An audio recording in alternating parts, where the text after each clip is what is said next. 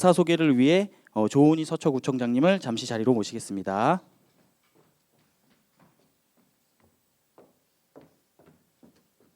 안녕하세요. 구청장입니다. 오늘 첫눈이 내렸어요. 첫눈 보셨어요? 네. 저 집무실 창에서 회의하고 있다가 갑자기 직원이 눈이다 이러는 거예요. 그래서 보니까 한번 아주 싸래기 눈이 온 적이 있는데 실제로 오늘이 첫눈인 것 같아요. 이 첫눈 오는 날 이렇게 또 이인실 교수님의 명 강의를 듣기 위해서 저녁을 드셨는지 참 걱정도 되는데요. 이렇게 와주셔서 진심으로 감사드립니다. 제가 매번 느끼는 건데 우리 강의를 들으러 오시는 우리 서초구민 여러분이 정말 대단하십니다. 또 오늘 이인실 교수님은 우리나라의 최고 중에 최고세요. 지금 한국경제학회라는 게 있는데요. 그거는 어마어마한 학회입니다.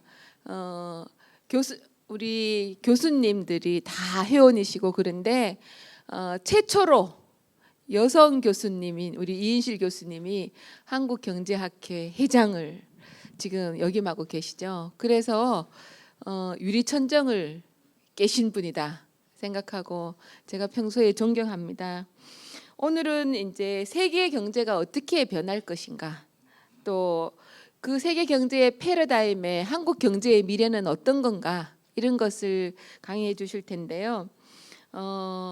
서강대학교 경제대학원 교수님이시고 또 이 아까 말씀드린 대로 5천여 명의 경제학자가 활동하는 한국경제학회 최초의 여성 회장으로 지금 역임하고 계십니다. 그리고 또 국회 예산정책처의 창설 멤버십니다. 경제분석실장을 지내시고 또 민간 최초이자 또 여성 최초의 통계청장을 지내시기도 했습니다. 하나 타이틀 갖기도 힘든데 타이틀을 여러 개 갖고 계시고, 그런 점에서 저는 이인실 교수님의 뒤를 따라가면서 교수님에게 선배로서 또 여러 가지 또 많이 배우고 있습니다. 이렇게 실력 있는 강의를 들을 수 있는 기회도 잘 없고요. 제가 이 교수님께 처음 강의를 해주십사 하고 연락을 드렸을 때도 해외에 계셨어요. 돌아오시기를 기다려서 또 전화를 드렸는데 해외에도 가시고 또 여러 개 강의도 하시고 이렇게 해서 너무너무 바쁘세요. 근데 우리 서초구에 이 강의를 위해서 좀 시간을 내주십사 삼고초려를 했습니다. 그런 만큼 오늘 강의가 더욱더 여러분께서 이 격변하는 세계 경제 속에 우리의 경제는 어떻게 될 건가, 또 지금 또 궁금하신 게 많으실 거예요. 우리나라 경제는 우리는 도대체 어디로 가고 있던가, 이런 것들을 질문하시면 아주 간단 명료하게 또 답변도 해주실 겁니다. 이인실 교수님 이렇게 첫눈 오는 날 서초구청을 방문해 주셔서 대단히 감사하게 생각합니다. 고맙습니다. 네, 박수로 이인실 교수님을 모시도록 하겠습니다. 네.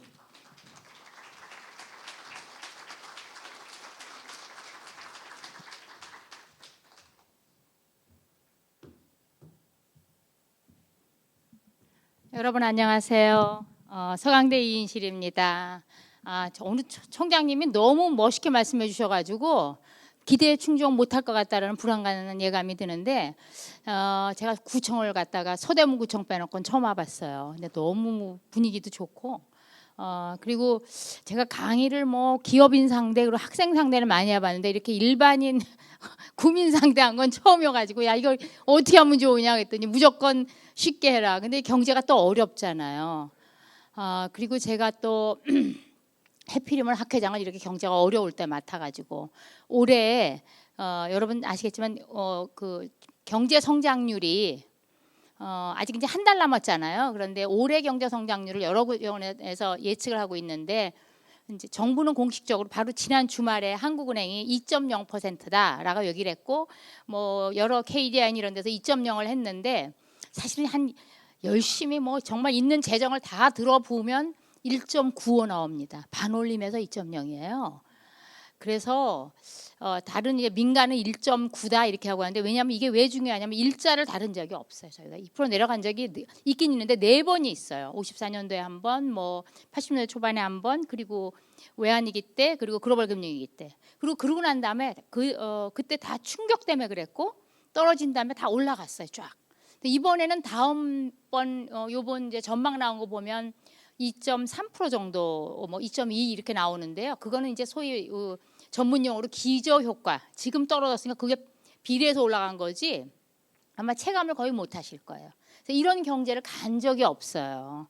근데 해피름 제가 이럴 때 또 경제학회장을 해가지고, 예, 저희가 이게 모학회고요. 밑에 그 필드 경제학회라 그러죠. 뭐 환경 경제, 노동 경제, 자원 경제 뭐 이런 것들이 한 60여 개 학회가 있어요. 그냥 그 모학회여서 굉장히 중요한데 아주 제가 여러 가지로 정말 그 마음이 불편합니다. 더군다나 이제 한국 경제가 잘 돼야 되는데 그래서 오늘 제가 드릴 말씀은 이제 이건데요. 이게 우리나라 이제 GDP 성장률이고요. 중간에 뭐 몇 번 내려갔다 올라갔다 했는데 이게 이 어디 갔나? 아하, 이렇게 하고 있구나. 알겠어요. 그래서 저희가 뭐 전후에 67달 시작해서 작년에 3만 불 갔고요. 그런데 그래서 저는 중진국의 함정은 넘었다라고 생각하고 이런 걸 이룬 나라가 몇 나라가 되지가 않아요. 그리고 53년부터 지금까지 평균 7.1% 정도 성장을 한 건데 이건 굉장히 기록적인 성장이고 제가 학교에서 한국 경제론을 가리키는데 한국 경제 이러한 그 경이로운 성장은 아마 세계 경제사에 남을 거고 아마 이렇게 또 달성하는 나라는 많지 않다. 물론 조그만 나라나 도시국가는 할 수가 있어요. 그런데 한국 경제 같이 이렇게 인구 5천이 넘는 나라는 그러기 어렵다. 그래서 우리가 3050 클럽에 가입했다고 그러잖아요. 3만 달러 갔는데 인구 5천이 넘는 나라에서. 그런데 이제 이거는 제가 일부러 보여드리려고 역대 대통령이 쭉 있고요. 그 역대 대통령이 평균 그때 경제 성장률이 얼마냐를 보시면 여기 이제 박정희 대통령부터 시작해가지고 쭉 이렇게 쭉 왔고 그래서 지금 문재인 대통령 때는 제 생각에 뭐 이제 2%를 찍으면 이제 할 정도로 한데 일단 박정희 대통령은 뭐 한 18년 했고 그래서 뭐 이럴 수 있다고 생각해요. 근데 제가 왜 이 얘기를 보여드리냐면 여기 뭐 그때 무슨 일을 했고 쭉 다 써놨는데 경제는 그렇게 정치에 좌우되지 않고 그 원칙이라는 게 있고 가야 될 길이 있어요. 저는 솔직히 말해서 지금 문재인 정부에서 하고 있는 혁신 경제가 박근혜 정부의 창조 경제랑 그냥 이름만 바꾼 거지 뭐가 그렇게 다르냐라고 싶어요. 그래서 경제는 정말 컨시스턴스하게 꾸준히 해야 되는데 그렇지가 못해서 좀 안타까운 면이 좀 있고요. 자, 요거 그래프를 보는 법을 알려드릴 텐데 요게 이제 이거 굉장히 센시티브하네. 이게 경제 성장률이고요. 이게 소득 10,000달러, 20,000달러, 30,000달러, 40,000달러 이렇게 되는 거예요. 몇 개 나라를 추려봤는데 이 경제 성장률하고 그러니까 이를테면 10,000달러 때 성장률을 얼마 했느냐? 이 까만 게 한국이거든요. 그리고 요 빨간 게 일본이에요. 일본은 30,000달러에서 20년 때 저렇게 잃어버린 20년이죠. 여기서 그냥 머무르고 있는 거예요. 여기 보신 것처럼. 아이고. 여기 본 것처럼 여기에 이러고 머무르고 있어요. 여기서 헤매고 있어요. 그런가 하면 이탈리아예요. 거꾸로 이렇게 줄어들고 있어요. 이탈리아 같은 경우는 줄어들고 있어요. 그런데 이제 물론 여기 있는 이런 나라들은 뭐 이제 싱가포르니 홍콩 같은 도시국가니까 그런 조그만 나라 이렇게 GDP 성장도 올린 건 일이 아니에요. 근데 이제 한국은 지금 빠르게 떨어지면서 여기까지 내려와서 지금 여기 상황에 있는 거예요. 제가 이거 하나 더 보여드릴게요. 이거는 뭐냐면 우리가 작년에 3만 달러 갔잖아요. 근데 3만 달러 갔던 나라들이에요. 예를 들어서 여기 여기에 오른쪽에 여러분께서 왼쪽에 있는 나라가 미국, 독일, 영국인데 언제 3만 달러 갔느냐? 미국 1997년, 독일은 95년도, 영국 2003년도에 갔고요. 그 3만 달러 달성 전 10년과 달성 후 10년의 성장률이 어떻게 됐느냐를 보시면 미국은 달성 전에도 3%, 달성 후에도 3.1%예요. 그런가 하면 독일은 또 뭐 달성 후 10년 2% 했고 영국도 뭐 2%까지 안 가도 꽤 했는데 일본이 여기 있어요. 달성 전에 10년은 4.5% 갔는데 그 이후에 0.69%밖에 못 갔어요.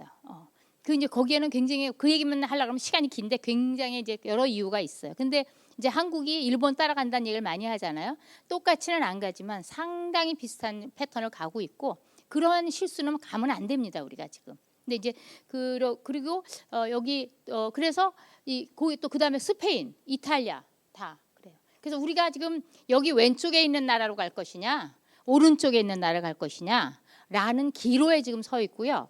근데 이제 제가 제목을 세계 경제 패러다임이라는 얘기를 한 이유는 지금이 좀 특이한 그런 사태 때예요. 왜 그러냐면 이 그림에 많은 얘기를 하고 있는데 뒤에 복잡한 거 있는데 여러분 뭐 그거 해봤자 제가 머리 아프게 안 해드리고 경제가 원래 복잡하고 어려워요. 근데 지금 우리가 맞닥뜨린 경제가 경제가 원래 비즈니스 사이클이 있다 그러잖아요. 근데 그 사이클에서 아주 큰 사이클에 들어와 있어요. 그래서 거의 1930년대에 소위 여러분 뭐 교과서에 들어봤던 Great Depression이라는 그런 공황 정도의 그런 큰 변화가 있는 그런 시기에 있고요. 1945년도에 세계 2차 대전 전쟁을 2번이나 했잖아요. 우리가 그렇죠. 1차 대전 그리고 끝나자마자 금방 2차 대전을 했어요. 그래서 그렇게 2번의 전쟁을 하면서 야 이제 또 전쟁을 하면 안 되겠다라고 하면서 여러 가지 평화 체제를 갖췄고 그래서 유엔도 만들고 뭐 WTO 바로 전에 가트라는 것도 있어요. 그 관세와 무역에 대한 일반 협정 그리고 IMF 뭐 이런 걸 만들면서 나름대로 체제를 갖춰서 1945년 이후에 한 70년대까지는 우리가 경제 용어로 굉장히 그 great period라고 생각해요. 전 세계적으로 이렇게 성장을 한 적이 없었어요. 그래서 굉장히 서로에게 굉장히 같은 나라끼리도 굉장히 제너러스했다 그러죠. 그래서 우리나라는 그 틈에 성장을 할 수 있었던 거예요. 근데 지금은 그렇지 않아요. 지금 전 세계가 겪고 있는 고령화 현상이랄까, 그리고 전 세계 국가 부채가 OECD 국가 부채가 GDP 대비 100%가 넘었잖아요. 이런 적도 없었어요. 전쟁을 할 때나 하지 전쟁도 하지 않은데 국가 부채가 이렇게 높은 적은 없었고요. 그래서 이 부분을 굉장히 걱정스럽게 우리가 보고 있는 중이에요. 그래서 고령화 문제 그리고 과잉 부채 문제 그리고 이런 여러 갈등들이 아주 그리고 더군다나 지금 여러분 많이 들어보고 있겠지만 4차 산업혁명이라고 말하는 그러한 그 과학기술의 변화 이런 것들이 합쳐져서 정말 저도 정신을 못 차릴 정도로 바뀌고 있어요. 제가 농담으로 학생들한테 뭐라고 얘기하냐면 나는 내가 살아봤더니 우리도 굉장히 격변의 시대에 살았잖아요. 나는 축구 게임을 하는데 나는 전반전 게임을 열심히 뛰고 나니까 후반전 되더니 야 게임의 룰이 바뀌었어. 이러이러한 게임으로 게임을 뛰어야 돼라고 얘기하는데 제가 우리 학생들한테 그렇게 해. 니네는 어떤 사냐면 열심히 축구 경기를 뛰고 있는데 계속 방송에 나와. 너 룰이 바뀌었다고 룰을 알려줘요.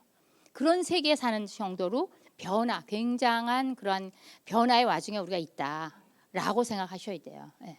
그래서 전 근데 좀 대단하세요. 그래도 우리 생각해 보시면 불과 한 20년 사이에 휴대폰을 접어 쓰다가 지금 뭐 이렇게 눌러서 쓰다가 지금 뭐 그 안에 그냥 모든 게 다 들어가 있잖아요. 모든 걸 다 그걸로 하고 있잖아요. 그런 류의 변화를 지금 하는 그래서 큰 변화. 그래서 저는 이게 굉장한 역사적인 면에서도 그렇고 뭐 국가적인 이런 글로벌 복합 위기다라고 얘기를 하고 있어요. 그래서 내가 이런 것들은 그냥 다 넘어갈게요. 왜냐하면 이런 걸 여기저기서 많이 들으셨을 것 같아요. 뭐 이런 면의 제도의 변화 이런 변화들이 있는데 그리고 저는 여기에 그냥 써놓은 거 혹시 여러분 제가 이 자료 드릴 테니까 나중에 가져가셔서 보셔도 되고요. 아니면 구청의 홈페이지에 올려놓고 여기에 있는 책들이 제가 뭘 말하냐면 가장 큰 변화가 뭐냐면 그동안에 아시아가 세계를 지배했잖아요. 그렇죠? 근데 서양이 1770년대 중반쯤 해가지고 산업혁명을 먼저 하면서 동양을 지배하고 있고 그랬는데 이게 곧 동양으로 넘어와요. 그러니까 이거는 시간의 문제지 아시아로 넘어오는 거예요. 그래서 인도와 중국의 부상은 어쩔 수가 없고 그렇게 해서 그러니까 중국이 부상하니까 미국이 그걸 볼 수가 없으니까 지금 견제를 하는 거잖아요. 그래서 이건 오래 갑니다. 뭐 이번에 그 중국과 미국의 그 1차 그 무역 관련한 그런 거는 그냥 시작에 불과하고 오래 갈 거예요. 그래서 제가 여기 써놓은 그래서 그거를 이제 여러 각도로 뭐 본 게 있어. 이게 투키디데스의 함정이라는 거는 패권 경쟁을 하면서 어떻게 이제 국가끼리 부딪히고 망하냐 이런 얘기인데 여기 제가 써놓은 책들은 지금 이제 지금과 같은 사태를 다양한 각도로 본 에너지 문제, 셰일가스가 터지면서 미국이 더 이상 에너지 문제로 중동을 갖다가 볼 필요가 없었어요. 그러니까 이제 와가지고 나토도 필요 없고 우리 트럼프는 우리 것만 챙기겠다라고 얘기를 하고 있는 거잖아요. 그래서 그러한 걸 여러 각도로 에너지 각도로 지정학적인 문제로 정치 경제학 이런 걸로 설명을 하고 있는 여러 책들 중에 하나예요. 예를 들어서 하버드 대학의 연구팀이 과거 500년 동안 이렇게 패권이 바뀔 때 지금 패권이 언젠가는 중국으로 넘어갈 거예요. 인도로 올 겁니다. 아시아로 올 거예요. 그런데 이제 그러니까 그거에 쫓기는 그 미국은 얼마나 불안하겠어요. 그러니까 지금 이런 분쟁이 일어나는 거고 그래서 과거에 패권이 바뀔 때 사례를 16개의 사례를 봤더니 그중에 12개가 다 전쟁으로 끝났어요. 근데 지금 우리가 핵이 있잖아요.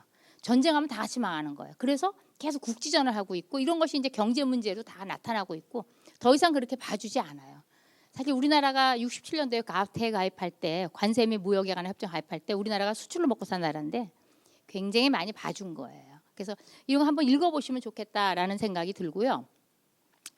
이것도 그런 얘기를 쭉 쓴 건데 그냥 넘어가겠습니다. 그리고 이제 여러분 느끼시는 것 중에 하나가 이게 1970년도 쭉 그 GDP 디플레터하고 소비자 물가 상승률인데 보시면 물가가 전 세계적으로 낮아요. 모든 나라들 대부분 남미의 이제 몇 나라 빼놓고는 그래서 이것도 굉장히 그 특이한 현상 중에 하나입니다. 우리가 1970년대에 그 인플레이션을 전 세계적으로 겪고 인플레이션 세계에서 오래오래 살다가 지금 물가가 낮은 물가 시대에 왔는데 이렇게 살아본 적이 없어요. 여기 계신 분 중에 다. 그래서 과거에 옛날에 200년, 100년, 200년 전에는 이런 류의 현상이 많이 있었는데 지금은 없었어요. 그러려면 그것 때문에 여러 가지가 바뀌어야 되거든요. 그래서 이를테면 뭐 우리 중앙은행 제도랄까 사실 우리가 가지고 있는 중앙은행 제도 100년밖에 안 된 제도입니다. 미국도 그렇고요. 영국도 마찬가지고 우리나라는 뭐 53년도에 세웠으니까 더 짧고요. 근데 그런 데에서 이제 물가를 갖다가 컨트롤하고 통화 정책을 펼치고라고 하고 있는 거잖아요. 그리고 또 하나 이제 전 세계적으로 하는 것 중에 하나가 불평등의 문제예요. 이것 때문에 굉장히 많은 사람이 동의하고 있는데 이게 소위 말하는 불평등을 나타내는 여러 지표들이 많이 있는데 그 중에 하나가 지니 개수라는 게 있어요. 그래서 이제 사람을 줄을 쭉 세워놓고 얼마만큼 소득별로 한 다음에 그 소득의 불평등도를 보는 그러니까 한 숫자 한 개로 봤으니 뭐 굉장히 좀 그렇겠죠, 그렇죠? 그러나 어쨌든 지니 개수라는 걸로 하는 그거에 의하면 한국이 이 빨간색이에요. 여기 아주 이거 굉장히 이게 아주 빨간색이에요 이게. 근데 우리나라는 지니 개수가 좀 이게 떨어진다는 건 무슨 뜻이냐? 불평등이 줄어든다는 얘기예요. 그래서 그랬다가 계속 불평등이 줄어왔어요. 그랬다가 외환위기 터지면서 올라갔다가 최근에 다시 좀 줄고 있어요. 오히려 약간. 근데 이건 다 뭐 때문이냐면 우리가 이 불평등 문제를 해결하기 위해서 굉장히 많은 재정 지출을 하고 복지 지출을 하고 하기 때문에 정부가 들어가기 때문에 개입을 하기 때문이고요. 그러면은 이제 이러한 그 지니 개수가 불평등이 높은 나라 어떤 나라냐? 여기 파란색으로 된 게 이게 싱가포르. 아유, 진짜 이게 싱가포르이고요. 그 위에 있는 나라가 뭐 브라질, 나이지리아, 아르헨티나, 필리핀 이런 나라들이에요. 근데 요 밑에 있는 나라들이 있거든요. 여기 요 밑에 여기 있는 나라들이 다 뭐냐? 핀란드, 노르웨이, 덴마크, 우리가 말하는 북구 유럽의 나라들이에요. 굉장히 아주 평등한 나라들이에요. 이거는 기준이 뭐냐면 가처분 소득이에요. 내가 돈을 시장에서 벌잖아요. 활동을 해서 그 벌고 난 그 돈을 이제 우리가 세금도 내고 우리가 복지도 받고 뭐 이런 걸 해서 내가 실제로 쓸 수 있는 돈을 기준으로 한 거예요. 그러니까 우리나라는 보시면 불평등도가 높은 나라는 결코 아니에요. 우리보다 위에 이렇게 많은 나라들이 많이 있어요. 그리고 요거는 뭐냐면 요 밑에 있는 거는 불평등도를 얼마나 우리가 이제 교정을 했느냐 수준인데 한국이 이거 싱가포르와 한국이 다 이 밑에 있어요. 아르헨티나, 베네수엘라. 우리는 아직까지 불평등 정도를 그렇게 정부가 나서서 하는 그런 나라는 아니에요. 다행히도 다행이라고 말하면 좀 표현이 안 좋습니다만 해방 이후에 다 그냥 무에서 시작했잖아요. 그래서 상대적으로 평등한 나라예요. 저기 남미의 이런 나라들처럼 그렇게 몇백 년 걸쳐서 이렇게 부자가 있고 이런 나라는 아닌 거죠. 그런데 여기 보시면 그 이 위에 있는 나라들이 다 0.2 지니계에서 이렇게 된 나라는 어떤 나라들이냐? 뭐 스웨덴, 아까 말한 그 우리가 따라가려 그러는 그런 그 복지 국가들이에요. 거기는 굉장히 많은 거를 정부가 개입을 해서 세금도 무지하게 많이 걷고 그 거둔 돈을 가지고 평등을 하는데 복지 정책에 쓰고 있는 나라들이에요. 그래서 근데 이게 우리나라만 문제가 아니라 전반적으로 다 이런 그 불평등의 문제가 되고요. 보통 진위 개수가 0.5가 넘으면 사회가 불안하다고 얘기를 해요. 근데 지금 중국 같은 경우는 거의 근접했거든요. 근데 남미는 그보다 높은데도 워낙 오랫동안 그렇게 식민지 생활하고 그래가지고 이제 느끼는 게 적고 또 남미 사람들은 그러니까 태생적으로 좀 낙천적이에요. 아니면은 그 300년 동안 그 오랫동안 이렇게 압박을 받아서 그런지 굉장히 그런 체념적이에요. 그래봤자 뭐 바뀔 게 없으니까. 근데 저는 한국이 좀 다른 것 중에 그래서 이제 우리나라가 뭐 남미형으로 간다 뭐 이런 얘기 많이 들으셨잖아요. 그렇게 가지 않을 거라고 가더라도 다른 방식으로 가겠다라고 생각하는 것 중에 하나는 이렇게 저녁 때 와서 이렇게 강의 들으시겠다는 분이 많다는 거. 학습 의욕이 뛰어나시고 이 부분은 그건 정말 여러분은 못 느끼시지만 따라갈 수가 없어요. 남미는 오죽하면 저는 갔다 왔거든요. 근데 거기서 그 일하는 샤워하는 분이 그러시더라고요. 주급 이상 줄 수 없다. 왜? 그 월급 주면 월급 받아 돈이 많이 생기잖아요. 그럼 그 돈 받아가지고 슈퍼마켓에 가서 뭐 맥주 사고 고기 사가지고 친척들 다 불러서 계속 며칠 놀다가 돈 다 떨어지면 나 일하면 안 되겠니? 그러고 오는 거예요. 우리는 그렇지 않잖아요. 그런 그 분명히 다른 게 있어요. 학습 효과나 이런 면에서. 근데 어쨌든 또 하나는 전 세계적으로 뭐가 하냐면 오래 살아요. 이렇게 이 문제가 굉장히 심각한 문제예요. 한 번도 겪지 못했어요. 인구가 너무 많이 늘어났어요. 지금 80억이 넘었는데 100억이 맥시멈이에요. 지구가 할 수 있는 정도 중에서는. 그래서 이것도 우리가 맞닥뜨려야 굉장히 심각한 문제 중에 하나입니다. 근데 여기 본 것처럼 근데 이제 이 평균 수명은 대부분 수렴하고 있어요. 모든 나라가 다 이렇게 돼 있어요. 그래서 이 한국도 우리나라도 원래는 60년대에는 50 몇 살밖에 못 살았잖아요. 여기 본 것처럼. 그랬다가 쭉 올라가고 있어요. 요 위에 있는 우리보다 위에는 더 빨간색은 일본이고요. 여기 우리랑 같이 가다가 중간에 꼬꾸라진 데가 북한이에요. 잘 가서 우린 갈 줄 알았는데 중간에 고난의 행군 시대 90년대 오면서 꼬꾸라져가지고 이게 이제 북한입니다. 이게요. 예. 이 밑에 있는 게 이제 아프리카의 나이지리아인데 여기도 심지어는 이제 가겠죠 언젠가는요. 그래서 이런 문제들이 지금 그러니까 요거 하나만 보여드리려고 그러면 하나는 뭐냐면 그러니까 전 세계 인구가 늙어가고 있어요. 근데 그래서 이거는 이제 그러면 그거는 전 세계 산업이나 기업이나 이런 걸 매우 많이 바꿀 건데요. 그 중에서도 한국이 더 빨리 늙어가고 있어요. 그러니까 인구를 평균을 해가지고 하면 전 세계 인구의 평균이 2015년 기준으로 30살이 좀 안 됐어요. 젊었죠. 그래도 그렇게 아주 젊은 건 아니에요. 네? 그런데 2030년 가면 33살이 되고요. 여기. 그다음에 2050년 가면 36살인데요. 여기 한국을 보세요. 한국은 지금 40살이에요. 작년입니다. 그런데 2030년 가면 47살이 넘었고요. 2050년 가면 54세예요. 여러분 여기 54세 겪어보면 아시잖아요. 그때 신체 변화가 어떤지. 빠르게 늙고 있습니다. 이것도 생각을 해야 되는 문제 중에 하나죠. 또 하나는 우리가 이 부분은 경제학자를 굉장히 풀 수 없는 굉장히 큰 퍼즐 중에 하나인데요. 이거는 소위 말하는 경상수지라는 거예요. 그러니까 우리가 무역도 하고 뭐 이래가지고 돈을 그러니까 소위 말하면 우리 개인으로 치면은 개인의 현금 출납장 같은 건데 이게 경상수지가 이 밑에 있는 애가 누구냐면 미국이에요. 미국은 계속해서 경상수지가 적자예요. 이렇게 계속. 그럼 플러스인 나라가 어디냐? 요 밑에 가장 흐린 선으로 있는 이게 한국이고요. 경상수지 흑자예요. 우리가 외환위기 전까지는 적자였는데 흑자 나라로 바뀌었어요. 외환위기 이후에. 그런 다음에 그러고 그 위에 있는 나라 일본 그리고 제일 위인 거라 중국, 독일 이런 나라들은 계속해서 돈이 모여요. 그래서 외환 보유고가 많이 뭘로 갖고 있냐? 달러로 갖고 있어요. 근데 이 미국이라는 나라는 계속 빚을 지고 있는 거죠. 그런데 이게 지금 계속 이어지고 있어요. 이걸 이제 우리가 그래서 글로벌 임밸런스라고 얘기를 해요. 불균형이잖아요. 어느 한 나라는 계속 저축이 없어가지고 빚을 지고 있고 그리고 한 나라는 계속 저축을 하는 거예요. 어느 나라 돈으로? 미국 돈으로 달러를 가지면서.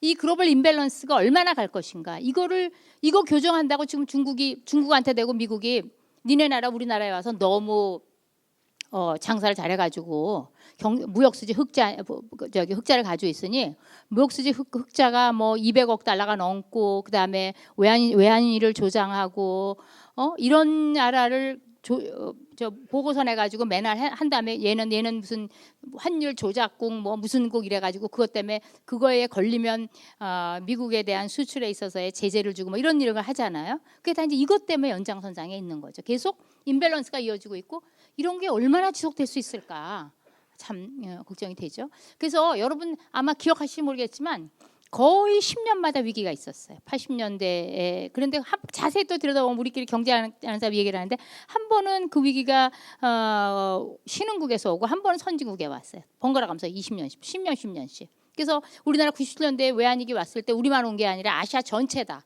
그죠? 아시아 그래서 Asian Financial Crisis라고 얘기를 하잖아요. 아시아 왔죠. 그리고 지난번 2008년대에 온 거는 미국에서 시작한 선진국 위기였고요.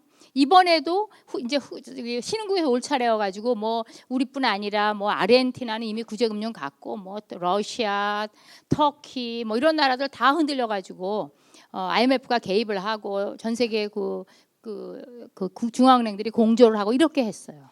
사실 그래서 원래 굉장히 위험한 상황이었는데 어쨌든 우리나라는 이제 안 하고 넘어갔죠, 그렇죠? 그래서 심지어 제가 하도 위기 얘기 많이 했다고 뭐 그 경제학자들이 괜히 불안감을 조정한다 국민을 상대로. 근데 준비하는 거랑 아닌 건 차이가 있잖아요, 그렇죠? 이렇게 계속 얘기를 했기 때문에 준비를 해서 이만큼 온 게 아닌가라고 생각을 하고 있고 지금 계속되는 그런 위기 얘기가 나오고 있고요. 지금 제일 이제 저 경제학자면서 걱정되는 건 중국입니다. 우리나라가 중국에 딱 붙어 있잖아요. 덕도 많이 봤어요. 왜? 중국이 빠르게 커지면서 우리가 거기서 가공무역하고 이러면서 우리가 이제 성장률도 많이 높이고 수출도 많이 높아졌는데 그런데 요즘 중국이 사실은 심상치는 않아요. 뭐가 심상치 않으냐? 저는 사실은 2008년도 글로벌 금융위기 왔을 때 중국이 이때 구조조정을 해서 정상 궤도로 가야 되겠다. 중국처럼 그렇게 큰 나라가 인구가 13억이 넘는 나라가 두 자리 성장을 하면서 고성장을 하는 거는 쉬운 일이 아니에요. 그래서 중국은 그렇게 하기 위해서 근데 중국이 그렇게 고성장을 안 하면 일당 독재하는 나라인데 적어도 1년에 2천만 명의 인원이 그 잡시장에 나오는데 적어도 그중에서 한 7, 800만 명의 잡을 마련해 주지 않으면 사회가 불안해져요.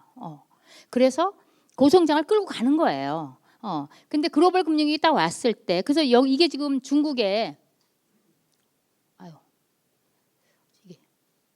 이게 굉장히 불안한 이게 중국의 성장률인데요. 이렇게 왔다 이게 글로벌 금융위기 때 확 빠졌었잖아요. 전 세계가 빠졌었어요. 그랬다가 다시 치고 올라갔다가 지금 이제 떨어져가지고 아마 내년에는 드디어 이제 5% 들어가려고 그러는 것 같은데 중국이 1, 2% 떨어지면 우리나라는 엄청난 충격을 받아요. 그런데 GDP 대비 중국의 부채가 이때 글로벌 금융위기를 극복하는 과정에 점핑하잖아요. 빠르게 올라가고 있어요. 그것뿐이 아니라 이게 중국의 기업 부채인데요. 중국의 기업은 상당 부분 이제 국영 기업이잖아요. 근데 그 국영 기업도 중앙 정부랑 그 지방 정부랑 또 달라요. 근데 지방 정부가 문제예요. 중국은 중앙 정부는 큰 문제가 되지가 않아요. 그래서 중국이 또 그리고 아마 여러분 들으셨겠지만 중국의 부동산 가격 우리나라 오른 건 유도 아니에요. 과도하게 올랐어요.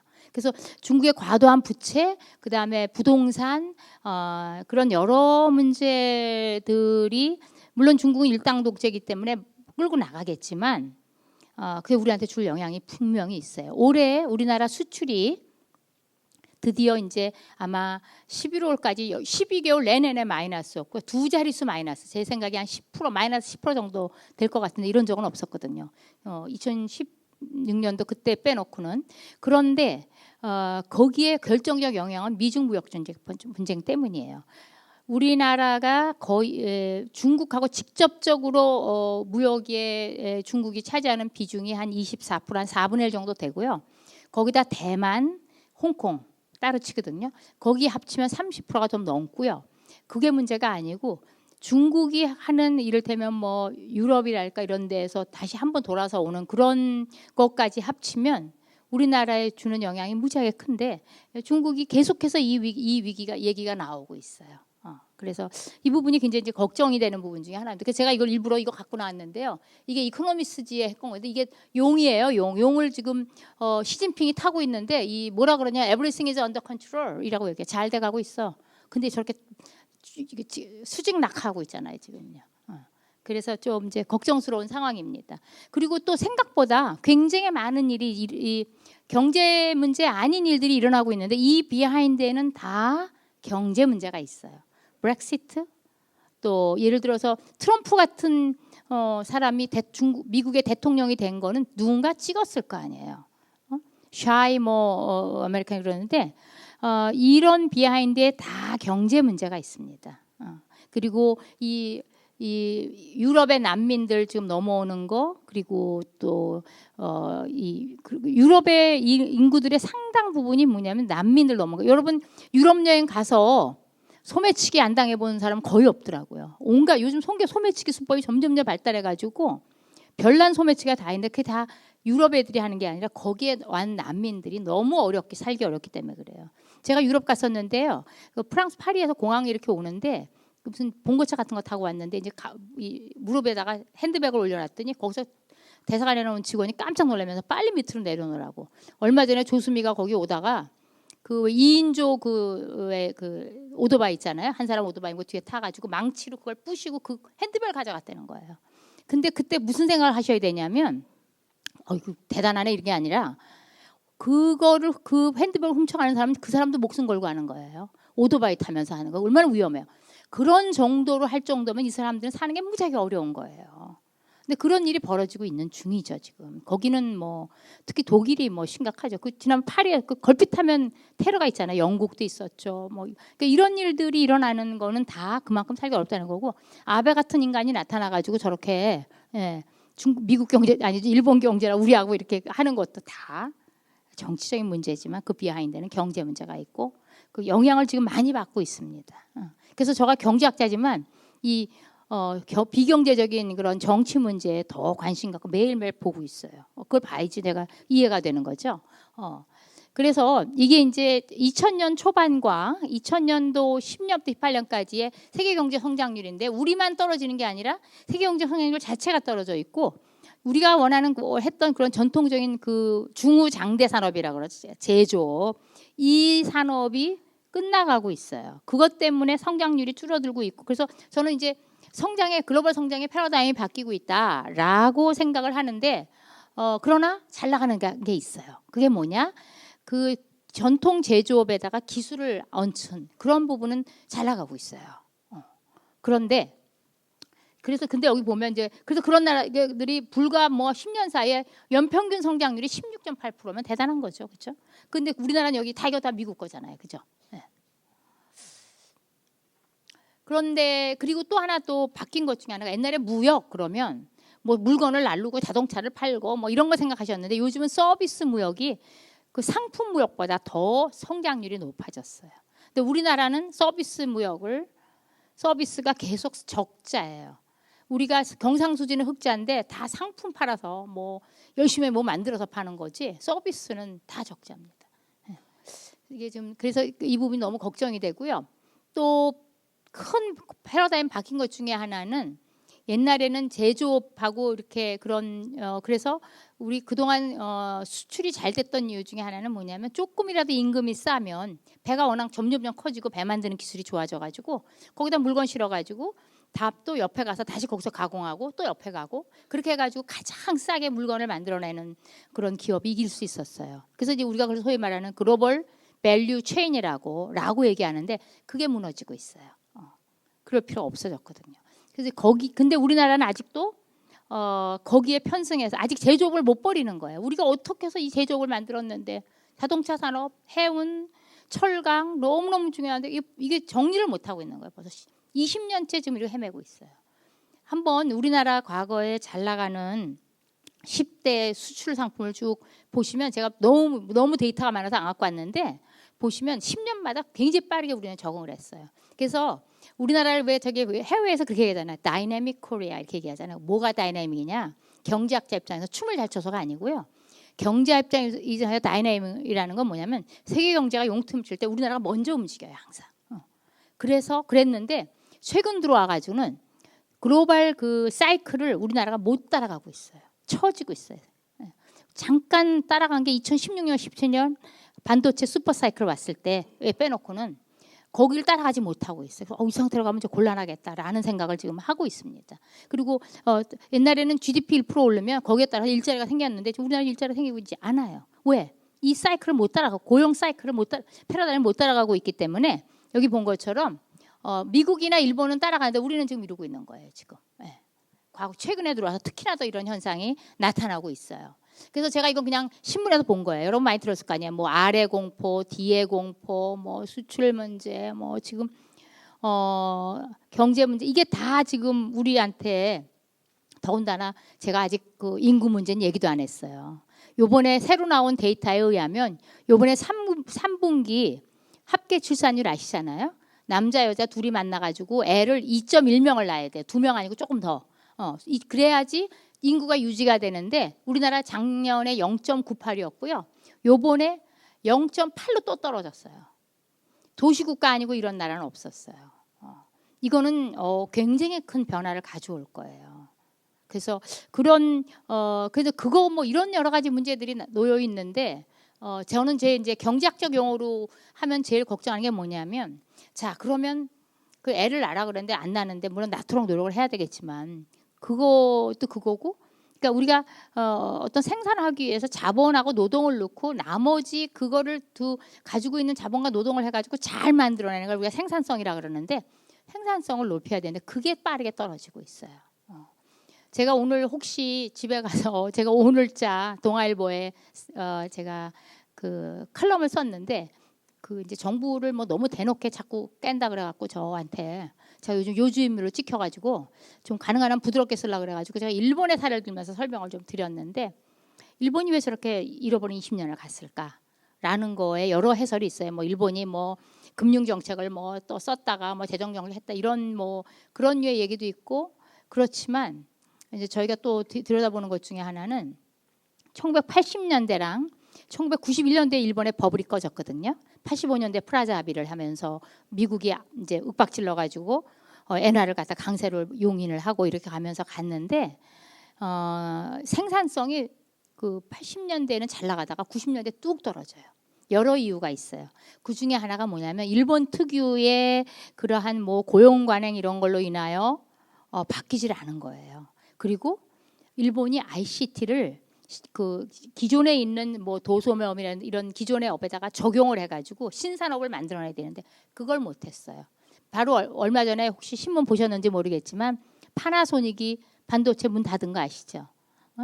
저한테 파나소닉은 아주 훌륭한 그 제일 잘 나가는 그 가전 제품의 대명사였는데 거기가 한때 잘 나갈 때는 반도체 산업에 일본이 전체 전 세계 반도체 산업이 80%를 점유했었는데 지금 6% 점유하고 있어요. 그러니까 그냥 끝난 거죠. 대만하고 한국한테 추격을 당한 거고요. 그 얘기는 또 무슨 뜻이냐면 곧 한국을 이제 중국이 추격해 올 거예요. 그건 뭐 저는 뭐 몇 년 아니라고 봅니다. 이거 얼마 버티기 어렵다고 봐요. 그런데 그래서 그 생산성이 떨어져 가지고 따라갈 수가 없어서 그래서 망한 거예요, 지금요. 근데 우리도 비슷한 상황이 가고 있는 게 아니냐. 그래서 제가 잃어버린 일본의 20년과 비슷한 얘기를 여러 각도로 볼 수가 있는데 똑같지는 않아요. 왜냐하면 우리나라 일본이 아니기 때문에.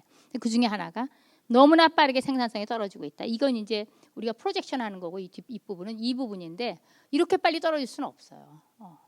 아직도 이게 노란색이 자본이고 이게 노동인데요. 자본과 노동은 비슷해 아직도요. 아직 본격적으로 우리나라의 생산 활동 인구가 떨어지지 않았어요. 아직까지. 지금부터 시작이에요.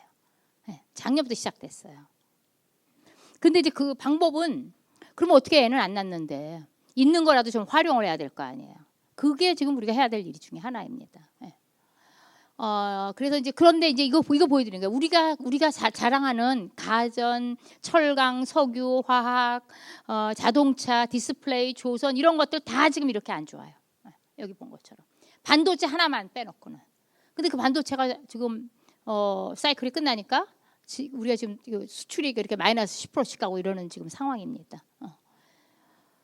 그래서 그리고 제조업을 가지고 고용을 하는 정도가 우리나라가 이 마이너스인 나라인데 아직 다른 나라는 이거 어디 갔니?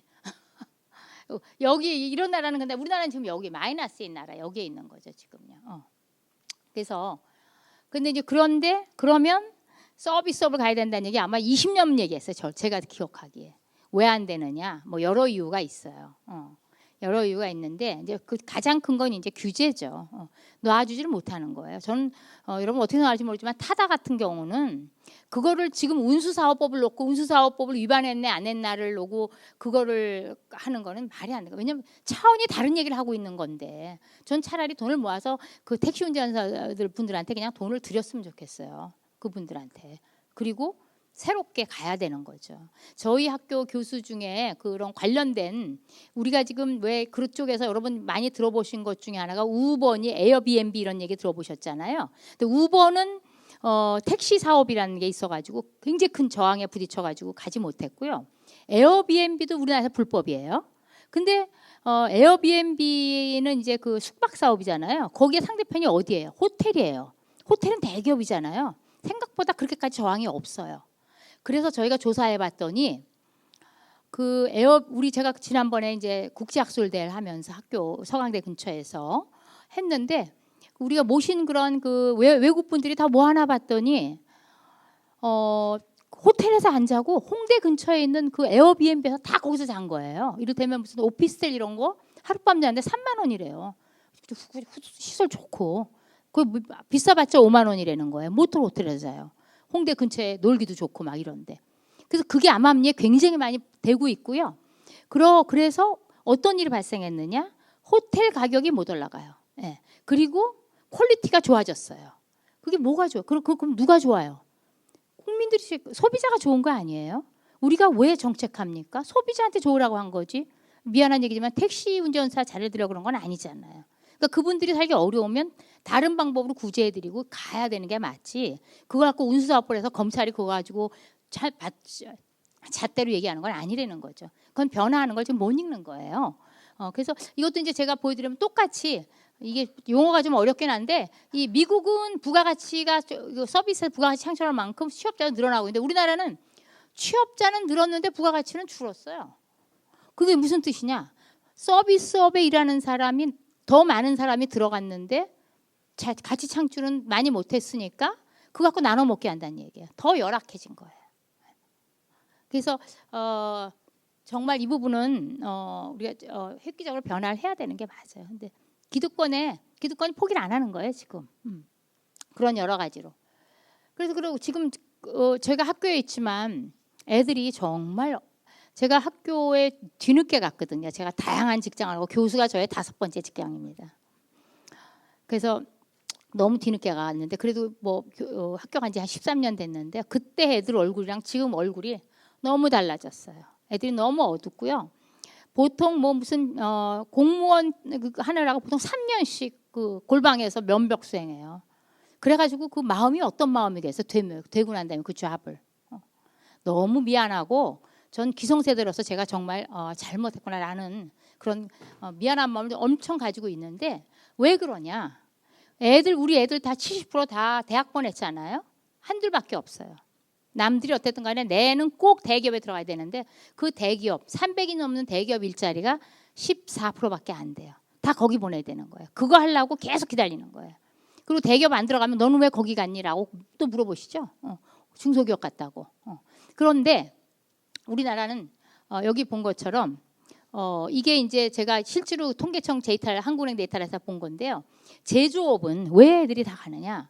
평균 396만 원 받고요. 취업자 비중이 17%예요. 도소매업 14%예요. 음식 숙박업 163만 원밖에 안 받아요. 그러니까 그리고 지금 뭐 계속 그 진보 경제학자들이 얘기하는 것 중에 하나가 현대자동차 얘기하잖아요. 현대자동차 1억 받아요. 그 밑에 1차 벤더 7, 8천 받아요. 2차 벤더 5천, 3차 벤더 3천 받아요. 이 일은 거의 비슷해요. 왜 이렇게 가야 되겠냐고요. 그래서 그러한 이 변화에 따라가는 패러다임 변화에 가지 못하고 있어요. 크게 대기업과 중소기업의 임금 격차가 과도합니다. 그다음에 고졸과 대졸 임금 격차 너무 과하고요. 그리고 처음에 초임 들어가서 받은 돈하고 나중에 내가 은퇴할 때 받는 그런 돈의 격차도 과도해요. 제가 그것까지 자세히 말씀드렸지만 그런 여러 모순에 지금 쌓여 있고요. 이게 우리나라는 이 노동시장이 2차 노동시장이 하나는 그 지금 말하는 대기업 노조가 있는 큰 그런 기업 13%에 해당되는 14 정도 되는 거기는 굉장히 안전해요. 한번 들어가면 절대 나올 수가 없어요. 그래서 고용의 그 안정성이 무지하게 높은 반면에 거기 들어가면 못 잘라요. 왜냐면 무슨 짓을 해도 자를 수가 없어요. 그러니까 그렇게 하기 때문에 뽑을 때 굉장히 조심하고 나머지 그냥 비정규직 계속 쓰는 거예요. 그래야지 그 가격 경쟁을 맞출 수가 있기 때문에. 우리나라는 그래서 여기 이런 걸로 나눈 거에 의하면 한국이 여기 있거든. 이게 뭐냐면 유연성 이게 안정성이고요. 제가 잘하려고 그러는데 잘 안 되네요. 수평축의 안정성이고 이게 유연성인데요. 원래 이제 안정성 넣고 유연성 있는 게 제일 좋아요. 그러니까 내가 잘리더라도 그냥 다음 때 가서 또 새로운 잡을 얻으면 되니까. 근데 우리는 한번 잘리면 그 다음에 들어갈 수가 없어요. 개인의 휴먼 캐피탈을 쌓았는데 이게 여러분 전문 용어 써서 죄송한데 펌 스페시픽해요. 나오면 쓸 수가 없어요. 그래서 계속 내가 좋은 직장 다니다 나오면 그보다 더 낮은 직장으로 갈 수밖에 없는 거죠. 나한테 휴먼 캐피탈에 쌓이고 나한테 스킬이 있으면 내가 그거 얼마든지 내 마음대로 좋은 데 가고 이래야 되는데 그게 안 되는 구조거든요. 그래서 어쨌든 이런 문제점이 있고요. 그래서 이걸 이제 분절적 노동시장이라고 얘기해요. 우리나라 아주 전형적 상당 부분이 강성 노조 때문이라고 생각이 되죠. 이건 넘어갈게요. 이런 건 너무 어려운 얘기니까. 그래서 이제 여러분 걱정 많이 하실 것 같아요. 자, 그럼 이제 진짜 불황이 시작되는 거야? 되고 있어요. 여기 본 것처럼 모든 지표가 쭉쭉 내려가고 계시잖아요. 지금. 예. 그리고 돌이켜 보면 문재인 정부는 아니고 그 전부터 계속해서 거의 내가 기억하기로 5년째 매년 추경했어요. 경기가 죽는다며. 계속 정부 재정 지출을 늘렸는데 경기가 나아졌냐고요. 그래서 이게 전부 지쳤어요, 다들. 그리고 그래서 원래는 이제 정부가 돈을 쓰고 그러면 그 돈이 이제 돌아가서 경장이 돌아가고 다시 그 투자가 일어나고 그것이 다시 그러면 그게 소득으로 이어져서 다시 또 소비가 나고 뭐 이런 사이클이 돼야 되는데 그 사이클이 단절됐어요. 오죽하면 이 정부가 소득 주도 성장이라고 부족했어요. 옛날에 노무현 정부 때 기억하십니까? 우리가 큰 디베이트를 했어요. 성장을 해야 되나 분배를 먼저 해야 되느냐. 너무 분배가 나쁘기 때문에 분배 먼저 해야 된다고 그랬는데 그건 끝났어요. 게임이. 성장해야 됩니다. 우리가 아까 본 것처럼 지니계수가 떨어진 때 언제냐? 성장을 할 때였어요. 파이가 커져야지 같이 나눠 먹지. 파이가 적은데 나눠 먹으려면 싸워요. 그죠? 그래서 그런 부분은 가는 건데 그래서 이 정부도 그래서 이제 성장을 붙인 거죠. 앞에 소득 주도 그거는 뭐냐? 약자한테 돈을 더 많이 주겠다. 뭐 그렇게 한 건데 저는 이제 언론이 나한테 보수 언론들이 계속해서 한국경제학회장이 소득 성장을 비판해서 이런 얘기 하려고 자꾸 유도하는데 저는 그런 걸로 정부를 갖다 화나게 하고 싶지 않아요. 좀 경제만 잘하게 해주면 내가 뭔 얘기든 다 해줄 수 있는데 소득 성장은 적절하지 않습니다. 그 용어 자체도 그렇고 동어 반복이에요. 그래서 지금 가고 있다. 라고 보여져요. 근데 이렇게 차라리 외환위기 때처럼 확 꼬꾸라지면 치고 올라올 수 있는데 이거는 그렇지가 않아요. 점점 기운이 빠져가는 이제 그런 상황이 오고 있는 거고 우리만 그런 게 아니라 다 그래요. 그래서 제조업 공장 가동률이 옛날에 한 80% 초반이었는데 지금 70% 초반이 10년째 가고 있어요. 출하보다 재고가 높아요. 그건 뭐냐? 많이 생산을 내는데 쌓아놓고 있는 거잖아요. 그래서 그런 여러 가지 구조적 문제를 볼 때 여기 제가 이런 게 이런 거지 이제 국내 기기 수주가 얼마냐 이런 거 보면 경제가 어떻게 돌아갈 거나라는 걸 우리가 상상할 수 있거든요. 이런 문제들이 계속 있는 거고 이게 마지막 이거 보여드리면 이게 실적 이거는 정부가 한 거고요. 빨간 거는 민간이 한 거예요. 그리고 이제 그 평균이 이제 까만 게 평균 성장률인데 옛날에는 그래도 이제 우리 민간이 했는데 지금 이 정부들아 이거 한 건 다 뭐냐? 정부가 아니면 이 성장이 2%도 되지가 않는 거예요. 그러니까 이를테면 10이면 7을 정부가 한 거고요. 3이 민간이 한 거예요. 보통 거꾸로 돼야 되는 게 맞아요. 지금 그렇게 하고 있는 중입니다. 그러니까 정부가 돈 안 쓰면 이것도 안 된다는 거죠. 그리고 근데 이제 여기 핵심에 제가 보여드린 것처럼 우리나라 남성의 고용률은 일하는 정도는 물론 북구 유럽만은 괜찮아요. 북구 유럽은요 다 일을 많이 해요. 우리보다 이 소위 말해 고용률이라는 건 인구 중에 몇 명이 일하느냐는 건데 그 고용률이 80% 막 넘어요. 남녀가 다. 그건 무슨 뜻이냐? 일을 하니까 세금을 많이 난다는 얘기예요. 세금 많이 낸 나라에서 복지 많이 주는 건 맞아요. 근데 우리는 여성은 50%밖에 일을 안 해요. 남성 70% 일하는데 복지는 북구 유럽처럼 같이 하겠다? 그러니까 재정이 굉장히 어려워지는 거죠. 점점점. 지금은 괜찮아요. 그런데 우리 애들은 어떻게 할 거냐고요. 제가요 연식이 좀 됐거든요. 제가 딱 60대 중반인데요. 제가 제일 복 받은 세대예요. 저 죽을 때까지 국민연금 빵꾸가 안 날 것 같아요. 그런데 그 다음은 문제예요. 어떻게 할 거냐고요. 그래서 제가 우리 애들한테 맨날 얘기하잖아요. 내가 흥분할게 아니라 니네가 흥분해야 돼. 왜 내가 대신 흥분해 주니? 라고 얘기를 하고 있는 거예요. 이거는 분명히 미래와 현재 세대에 대한 갈등을 만들어주고 가는 거예요. 우리가 싸우라고. 그렇게 할 수는 없죠. 그래서 이제 중요한 건 여성의 경제 활동률을 높여야 되는. 이거는 뭐 하려면 말이 굉장히 많은데 이거 혼자 애 낳고 키우는 거 아니잖아요. 그래서 이 부분은 제일 먼저 여성 경제 활동을 높여가지고 일단 어느 정도 수준을 가고요. 그래야지 우리가 생산을 하고 그 다음에 이제 지금 일하시는 그런 우리가 너무 일찍 은퇴하잖아요. 그러니까 이제 연세가 많으신 분은 할 수 있는 만큼 일을 그 수준에 맞게 해야 돼요. 그리고 난 다음에 이민 받아야 돼요. 지금 저 독일인이 뭐 유럽에 문제 생기는 것 중에 하나는 그걸 받아서 그런 문제가 커요. 아까 제가 그 뭐 소매치기 뭐 이런 거 많다고 그런 이야기도 말씀드렸지만 거기 지금 그 가장 그 저급한 노동들 있잖아요. 뭐 쓰레기 치우고 뭐 이런 아주 힘든 노동들을 다 이민자들이 하고 있거든요. 우리도 그렇잖아요. 농촌에 가면은 없잖아요, 사람. 그리고 저 안산공단 이런 데 다 가보면 다 외국인 노동자 일하고 있거든요. 적절하게 받아들여야 돼요. 이게 가지고 오는 굉장히 큰 그러한 그 단지 경제 문제 때문에 받아들였다가 사회 문화적 현상을 해결을 어떻게 할 건지 잘 생각해야 돼요. 일단은 그렇게 한 다음에 순서적으로 가는 게 맞고 이왕 받아들이려면은 체계적으로 해야 되고 할 수 있는데 우리는 그거 없이 지금 이미 너무 많이 들어와 있어요, 지금요. 그 부분은 고민이 많이 되고요. 또 하나 제가 아까 이거 그냥 보여드리는 거예요. 그 월 임금이 얼마인데 남녀 임금 차가 너무 많이 나고요. 그러니까 이러니까는 뭐 모터로 직장 다니겠어요. 그냥 조금 그러면 그냥 집에서 애 보는 게 낫죠. 그러니까 그 열심히 여자애들이 성적도 훨씬 좋고요. 요즘은 대학을 더 많이 가요. 남자애보다.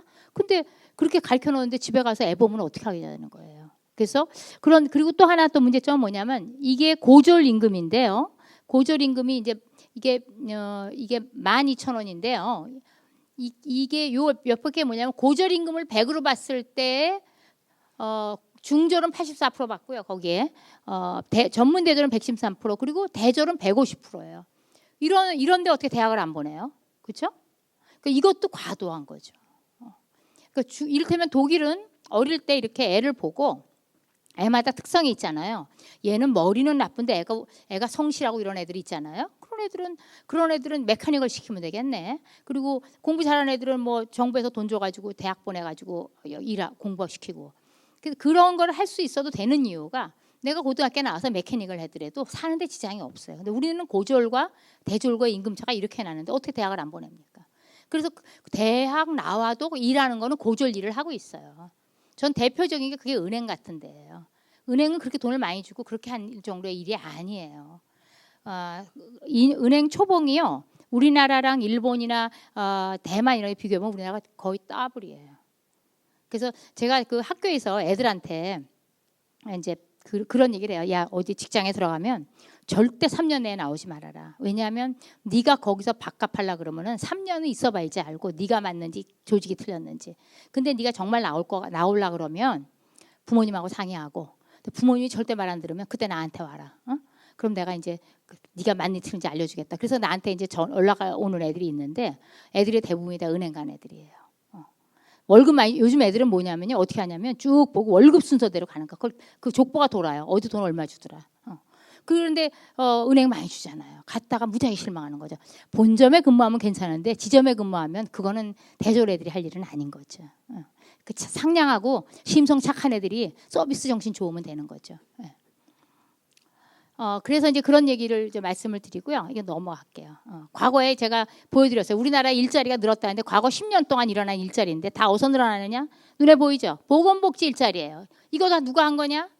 정부가 만들어낸 거예요. 다 싸구려 일자리예요. 여기 그 요양보호사님, 뭐 보건 사회복지사님 이런 분 얼마 받는지 아시잖아요. 너무 낮아요. 좋은 서비스가 나올 수가 없어요. 이런 식으로 하면. 예, 그리고 이제 아까 말씀드린 뭐 이거 그런 청년 고용률 문제 전 세계적으로 제일 낮고요. 자영업 비중 지금 뭐 제가 복잡한 얘기는 안 드리겠는데 과도하게 높은 나라 중에 하나예요. 이거는 어쩔 수가 없어요. 왜 그러냐면 다른 나라는 산업 사이클을 길게 가져갔어요. 그래서 내가 만약에 처음에 이런 산업에 들어갔잖아요. 그럼 내가 죽을 때까지 내 휴먼 캐피탈을 키우면서 이 산업에 있다가 끝날 수 있어요. 그런데 우리나라는 중간에 1950년대에 간의 수공업 하다가 그다음에 경공업 가다가 중화학공업 가다가 막 빠르게 변해갔잖아요. 그래서 지금 중화학공업에 이 다음 사람으로 넘어가야 되는데 거기 있는 사람을 다른 데 보낼 데가 없어요. 그러니까 그걸 계속 유지가 되고 구조조정이 안 되고 그러니까 지금 계속 이런 식으로 가져가고 있는 거죠. 근데 저는 정부가 돈을 써야 된다 그러면 돈 쓰는 것 자체를 반대하는 건 아니에요. 근데 잘 써야 되는 거죠. 왜 경제학자는 반대만 하냐 그러는데 그건 아니고요. 저는 젊은 애들한테 하는데 돈을 쓰셔야 돼요. 그게 왜 그러냐면 처음에 우리나라는 거의 애들이 30살 돼야지 존맞게 들어가요. 물론 24살에 23, 24살에 이제 대학을 졸업을 하지만 보통 재수 기본으로 하잖아요. 재수가 필수잖아요. 그러니까 거기서 1년을 깎아 먹어요. 그리고 애들이 또 4년 만에 졸업을 안 해요. 다 뭐 연수 갔다 오고 1년. 왜냐하면 졸업해봤자 직장이 없으니까. 그래서 그렇게 하죠. 그리고 난 다음에 군대 또 3년 갔다 오죠. 거의 그런 다음에 또 무슨 고시하네, 무슨 자격증 따네 그러면서 거의 30살 다 돼서 들어가는 거예요. 늦게 가면 늦게 갈수록 돈을 벌어서 국가 경제에 이바지하는 게 달라지거든요. 빨리 들어가서 가야 되고요. 그다음 이제 우리나라가 앞으로 가야 될 게 제가 제조업이 어렵다 그랬잖아요. 그럼 제조업 끝난 데뭘 가냐? 아까 말하는 그러한 새로운 그 기술 변화에 맞는 그런 산업으로 옮겨가야 되는데 거기는 젊은 애들이 들어가야 돼요. 그렇게 해서 빨리 가야 되는데 여기저기 연세 많으신 분이 있는데 너무 죄송한데 저도 같은 물론 요즘 60대면은 그냥 젊은이 이렇게 말씀하신다며요. 젊은이가 이렇게 말씀드리면 너무 죄송하긴 한데 젊은 애들한테 그 국가 자원을 밀어줘야 돼. 그래야지 나라 미래가 있어요. 제가 최근에 물어봤어요. 왜 이렇게 애들을 안 낳아요? 그랬더니 애 안 낳는 이유 중에 하나가 뭐냐면 여러분 저기 그 인구학자들이 그 얘기하더라고. 진화론 얘기 아시잖아요. 왜 저기 그 동물들이나 아니면 식물들이나 생물들이 다 종족 번식의 본능이 있어요. 그 종족 번식의 본능이 끊어지는 게 뭐예요? 생존의 위협을 느끼면 딱 닫고 안 하잖아요. 지금 그런 상황이라는 거죠. 그래서 거기서 무슨 육아다 금을 10만 원을 더 줘서 20만 원을 더 줘서 애를 낳는 상황은 아닌 거죠. 그러니까 그 프레셔 자체를 떨어뜨려 줘야 되는 사회인 게 맞아요. 그리고 저는 나름대로 그래도 외국에 여기저기 생활을 해보는 거에 의하면 우리나라가 굉장히 과도한 프레셔 사회예요. 그래서 그런 부분에 대한 걸 한번 생각해 볼 필요가 있다. 제가 오늘 너무 얘기를 많이 했는데 그래서 저는 이제 농담으로 제가 여기저기 인터뷰하면서 그런 얘기해요. 회색 코뿔소 위험이다. 지금 겉으로 사는 데는 그냥 일상을 살아가는데 아무 지장이 없어요. 회색 코뿔소가 뭔지 아시잖아요. 저기 아프리카에 있는데 애들이 겉으로 보면 순하게 생겼어요. 어슬렁어슬렁 돌아다녀요. 근데 어느 날 확 박어. 언제 박을지 몰라요. 그런 상황이에요 지금. 그래서 그래서 사실은 굉장히 정신을 차리고 지금 어떻게 아까 보였잖아요. 기로에 놓여 있어요. 큰 패러다임이 바뀌는데 그래도 우리나라는 너무 다행히 해방 이후에 굉장히 좋은 세계 경제 물결을 타고 수출 위주로 해서 먹고 살았거든요. 지금은 녹록하지 않아요.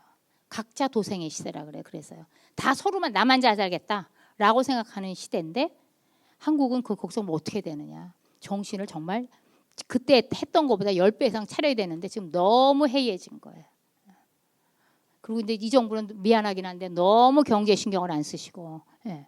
더 중요한 게 있다고 생각하시는 것 같기는 해요. 저는 그 경지를 모르겠어요. 근데 먹고 사는 문제만큼 더 중요한 게 뭐가 있습니까? 그래서 저는 이제 그런 걱정이 돼서 제가 간단하게 말씀을 드렸는데 너무 어렵게 말씀드려가지고 어디까지가 이해가 되는지 모르지만 제가 지금부터는 질문 받고요. 혹시 제가 설명한 것 중에 미진하다거나 아니면 저랑 생각이 다르시다거나 뭐 이런 거 있으면 얘기해 주시면 저랑 한 20분 남았거든요.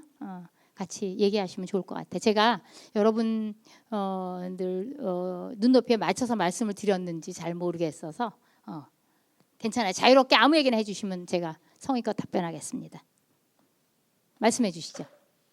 네.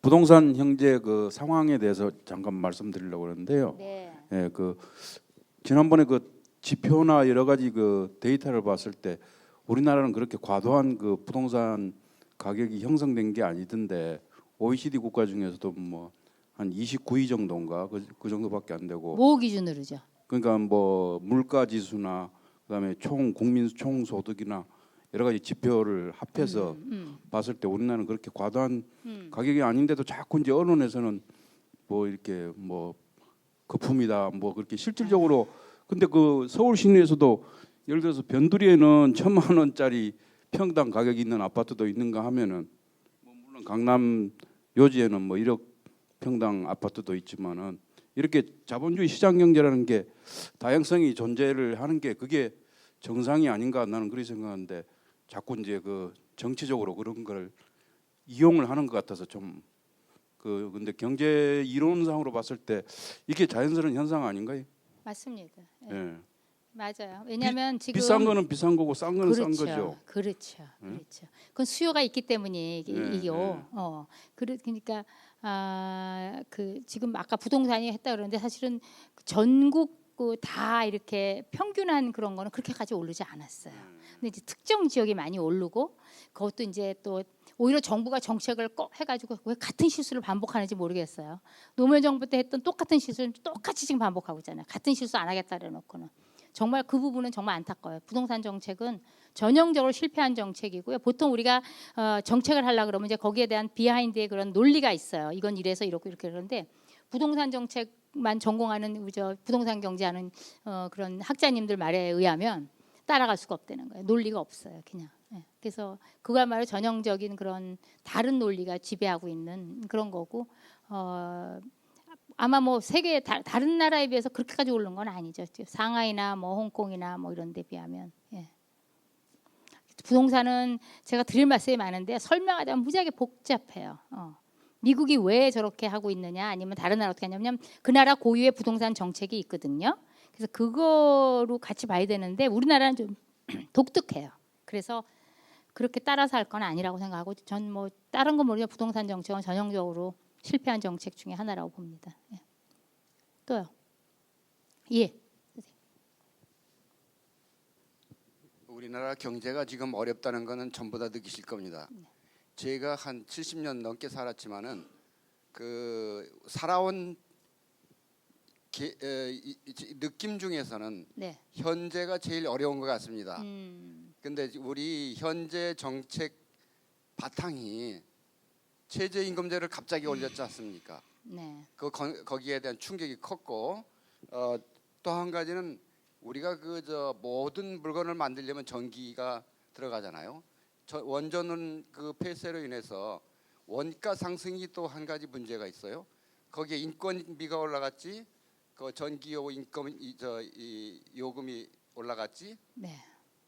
그가 있었고 또 한 가지는 52시간 묶어놓은 시간으로 자율적인 시간을 가질 기회가 어렵지 않습니까? 기업도 그렇고 하려고 하는 사람도 그렇고 의욕 상실이 있다고 보고요.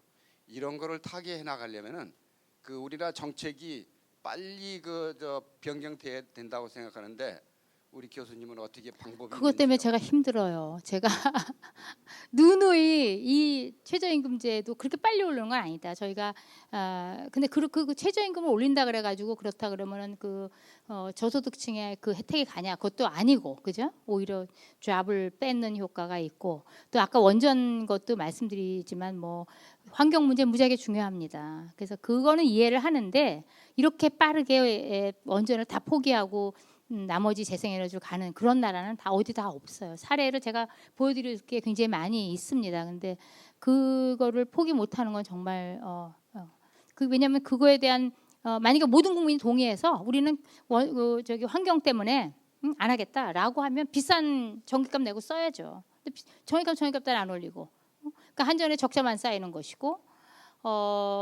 이것도 정말 동의하기가 어려운. 그리고 또 이 정권은 뭐 제가 경제학만 40년을 공부를 했는데 정부에 관련한 위원회를 정말 많이 했거든요. 그런데 이렇게 경제학자를 외면하면서 하는 건 처음 봤어요. 저는 모든 위원회 다 잘렸어요. 이번 정권 들어와서 정말 많이 했거든요. 근데 그리고 이제 뭐 여러 다른 루트로 아직도 뭔지 아는 사람이 많이 얘기를 해도 저는 그런 생각이, 이분들이 다른데 오브젝티브 펑션이 있나라는 생각이 좀 들어요. 경제 논리보다 더 중요한 논리가 있다라고 생각하는 것 같아요. 뭐 그게 뭐가 됐는지 잘 모르겠지만, 네, 죄송합니다. 이게 그래서 제가 경제학 회장 하기 어려워 죽겠어요. 저한테 이메일 보내가지고 학회가 뭐 하고 있느냐 엄청 야단을 많이 맞고요. 저도 뭐 또 동의가 되는 부분도 있어요. 제가 반성하는 부분은 뭐냐면 한국 경제에 대해서 좀 더 정치하게 연구를 해가지고 이러이러하게 가라라고 들이댔어야 되는데 그 부분에 좀 미흡한 부분은 분명히 저는 있다고 생각해요. 왜냐하면 제가 한국 경제에 대한 연구가 생각보다 좀 덜 돼 있어요. 전문가 입장에서 볼 때. 예. 죄송합니다. 예, 제 얘기가 길어서 또 아까 예.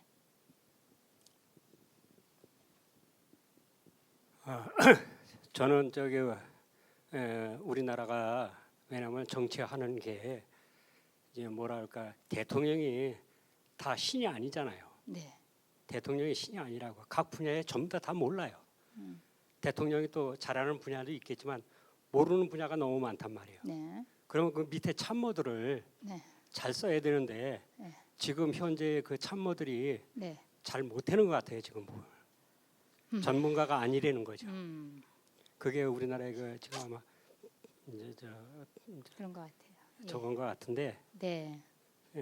그리고 또 아까도 말씀드렸지만은 그 원자력이라는 게 사실은 저는 이제 엔지니어 출신인데 원자력이라는 게 사실은 깨끗한 거거든요. 우리나라가 지금 먼저도 얘기했지만 40%란 말이에요. 지금 석탄 화력 발전소 네. 비중이 40%란 말이에요. 네. 중국은 60%에서 지금 원자력 발전소를 엄청 많이 세워가지고 네. 지금 그걸 만회를 하려고 노력을 하고 있는데 우리는 역행을 하고 있단 말이죠. 맞아요. 그게 문제라고. 그러니까. 예, 그렇습니다. 예. 맞습니다. 예, 더 이상 뭐 할 말이 없습니다. 네. 네. 예.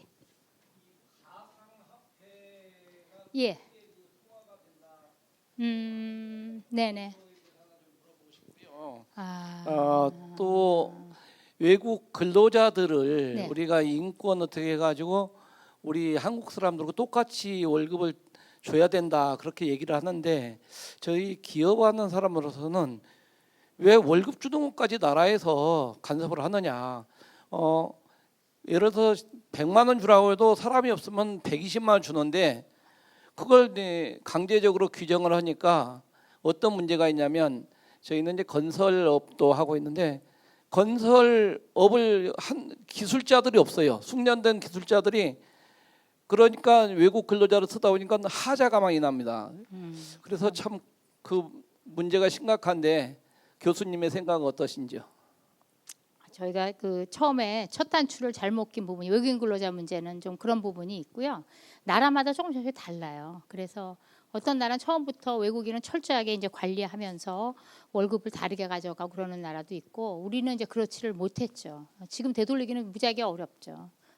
그런데 지금 저는 뭐 선생님 하시는 말씀에 100% 동의합니다. 왜냐하면 다른 건 모르지만 가격을 정부가 규제하는 건 아니에요. 그 룰에서 룰을 갖다 어기거나 이런 거에 대해서만 정부가 나서이지 지금 우리나라는 그런 생각도 들어요. 옛날에 정부가 열심히 나서가지고 특히 박정희 정부 이렇게 하면서 해서 우리가 성공을 맛봤잖아요. 근데 그때 박정희 정부가 한 거랑 지금의 차이점은 뭐냐면 박정희 정부는 물론 이제 군사 정부고 그래가지고 경제에서 성공하겠다는 강렬한 의지가 있었고 그러나 시장 소통을 하고 그 글로벌 경쟁, 글로벌 마켓에서 그 어떤 성과를 봤잖아요. 수출 뭐 이런 걸로. 그럼 그거에 따른 인센티브를 충분히 주고 그 개입을 하지는 않았어요.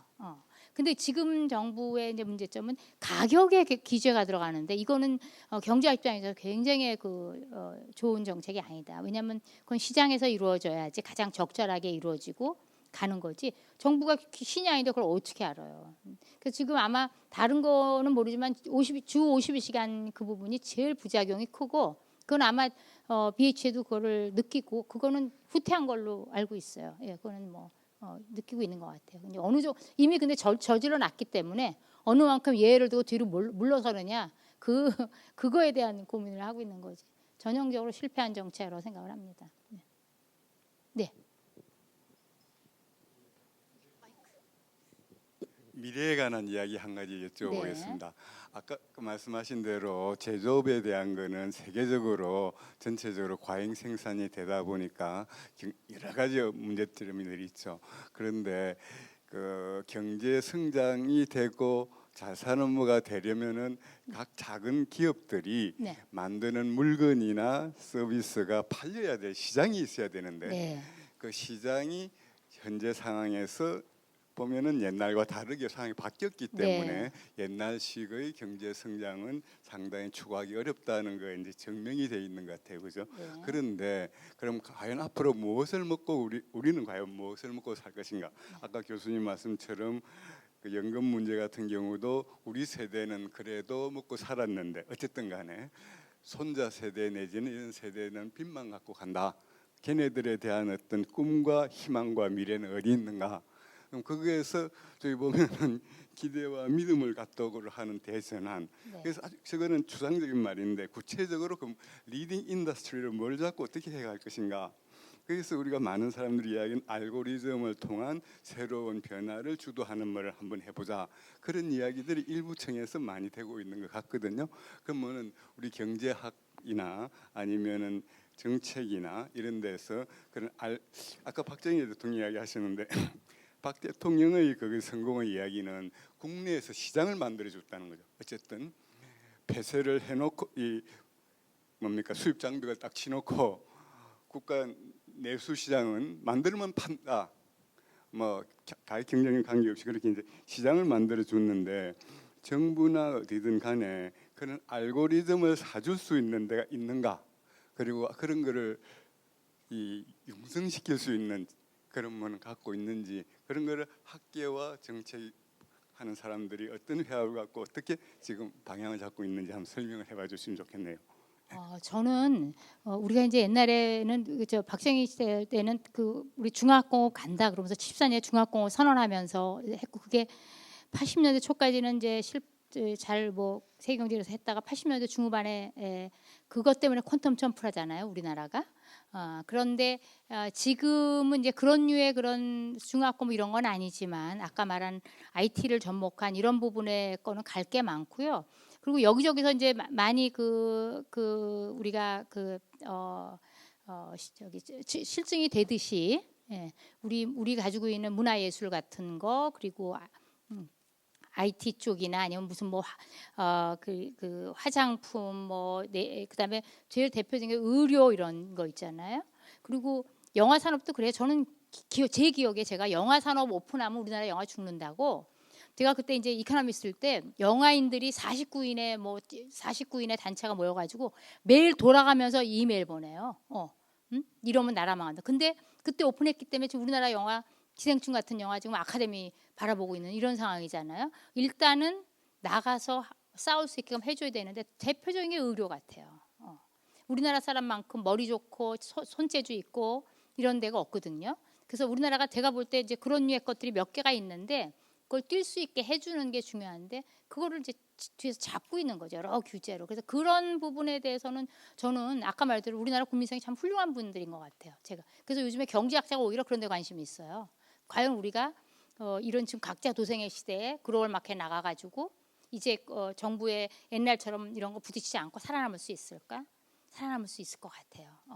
기본적으로 우수한 민족이고 성실하고 그래서 가능성이 있는데 그런 산업은 여러 개가 보이고 있는데 지금 너무 작아요. 그게 규모가. 네. 네. 네. 지금 뭡니까 도로공사에서 네. 이 요금 징수원들이 막 데모하고 그러잖아요, 그죠? 네네. 가는 길은 틀림없이 그런 자본은 없어질 거라는 거가 누구나 알 수 있는 거라고. 그런데 그거를 이제 억지로 해서 뭐 정치적 업무가 돼서 적당히 넘어갈 거 아닙니까, 그죠? 그런 모든 부담이 결국은 소비자들한테 다 돌아올 거라고. 그거를 정책하는 분들과 학계에서 예를 들어서 그 도로공사 그 직원들이 길바닥에 누워서 데모할 게 아니라 우리 앉아서 생각을 해보자. 그럼 알고리즘 어떻게 개발하고 이런 시뮬레이션 어떻게 하고 이렇게 하고 그럼 거기에서 각자가 하나씩 일을 맡았고 하는 건 어떻게 했느냐 하는 식으로 풀어볼 수 있는 어떤 아주 구체적이고 현실적이고 현장에 맞는 그런 거를 한번 저쪽에 나온 거면 맨 밑에 쓴 거가 기대와 믿음을 갖도록 하는 대전안인데 기대와 믿음이라는 말은 굉장히 추상적일 뿐만 아니라 너무나 이 구호적인 점이 강하다. 네. 그거보다는 당장 계산원들이 내 직장을 잃을 수 있는데 네. 그 직장을 잃은 거에 대해서 어떤 방법이 있을 수가 있겠다 하는 거를 학계와 정책 당국이 함께 현실적으로 맞습니다. 그걸 하는 거 어떤 그래서 게 한두 있는지. 가지라도 자 이렇게 풀리는구나라고 보여주면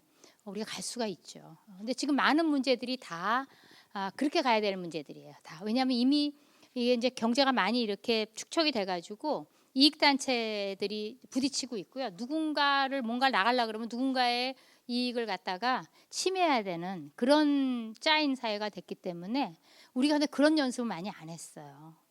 그래서 그런 연습을 하고 누군가 좀 양보하는 모습도 보이고 밀고 나가고 이러는 부분을 좀 보여주고 가야 될 것 같아요. 그래서 경제적인 문제보다 더 중요한 것이 그런 문제인 것 같습니다. 사회적으로 합의하고 가져가는 문제. 예, 선생님. 오늘 질문이 많으시네요. 원래 이렇게 질문이 많습니까? 저 평화가 제가 배워가는 것 같아요. 네. 평화가 경제다라고 뭐 화두를 던지고 뭐 북한하고 뭐 이렇게 제가 말씀드린 전제는 통일이 된다는 가정하에서 네. 현재 상황에 비추어서 우리나라가 과연 어떻게 될까 또 우리는 무엇을 준비를 해야 될까 그게 궁금해서 전화를 드려봤습니다. 네, 그 부분은 제가 오늘 일부러 하나도 안 갖고 왔는데요. 아시다시피 우리나라랑 저기 북한이랑 경제 규모 차이가 너무나 많이 나고요. 너무 오래 떨어져 있었고요. 그래서 그 평화 경제로 경제가 크다라고 말하는 거는 너무 신기루 같은 얘기예요. 굉장히 오래 걸려요. 그래서 옛날에는 저도 무슨 뭐 통일 비용도 계산하고 뭐 이런 얘기를 했는데 이제는 애들한테 대놓고 그거는 꿈 깨라. 가더라도 굉장히 오랫동안 이렇게 가야 되고요. 북한의 인력에 대해서 우리 저기 서울대 김병현 교수라고 이제 저희 같이 있었던 동료였는데 그 양반이 실험을 한 게 있어요. 탈북자들 대상으로. 네? 그래서 이제 탈북자 30대, 40대, 50대, 60대 이렇게 대상으로 그분들의 학습 효과를 한 적이 있는데요. 사회주의 사회에 굉장히 오래 있다 보니까 이분들이 이게 달라요. 이게 우리 교육에서 하는 테스트 있거든요. 근데 달라요. 그래서 젊은이들은 모르겠지만 연세 많으신 분들은 그렇게 어렵고요. 우리 무슨 뭐 노동력으로 활용할 수 있다 뭐 이런 얘기도 많이 하는데 그것도 그 약간 허상이 많이 들어가 있어요. 그래서 저는 이제 우리나라가 궁극적으로 저는 5천만 가지고는 전 세계에서 이렇게 규모로 갈 때 어정쩡해요. 예. 적어도 1억은 넘어야지 뭐 내수 얘기를 하지. 우리나라 뭐 수출 아니면 내수로 가라 하는데 갈 수가 없어요. 이 정도 규모 갖고는. 우리는 끝까지 수출 그런 걸 가야지 갈 수 있고. 그래서 북한 경제에 대해서는 과도한 희망을 주지 않는 게 좋겠다. 궁극적으로 우리가 품어야 될 경제지만 굉장히 그레이주얼리 가야 된다고 생각합니다. 제가 우리가 그 부분에 대해서 그차도 이번에 9월달에 저희 한국경제 이름으로 워낙 이제 말들이 많고 국민들이 이해가 정말 워낙 오픈이 안 돼 있고 그러니까 이해가 없어요. 그런데 그래서 책을 하나 낸 게 있고요. 그걸 이제 한국말도 내고 영어로도 내 가지고 북한 경제에 대한 얘기를 많이 하고 있고 이미 북한 경제는 매우 시장화돼 있어요. 북한 경제 우리가 있는 경제가 아니고요. 그 북한 경제는 경제가 한 세네 가지로 나와 있는데 하나는 군수 경제가 있어요. 그 군대는 자기나 자급자족하거든요. 그다음에 이제 그 김정일의 그 경제가 따로 있어요. 그리고 또 시장 경제라는 경제가 따로 있어요. 그게 포션이 한 20, 30%, 뭐 30% 이렇게 돼 있거든요. 이게 다 따로따로 놀고 있어요. 지금 아시다시피 여기서 돈 보내면 거기 돈 보내는 그 전주 입고 있는 거 다 아시죠? 그래서 거기도 그런 게 가고 있지만 우리 경제랑 매우 이질적이기 때문에 뭐 그 무슨 자원 뭐 더 하고 그거는 큰 게 아니고요.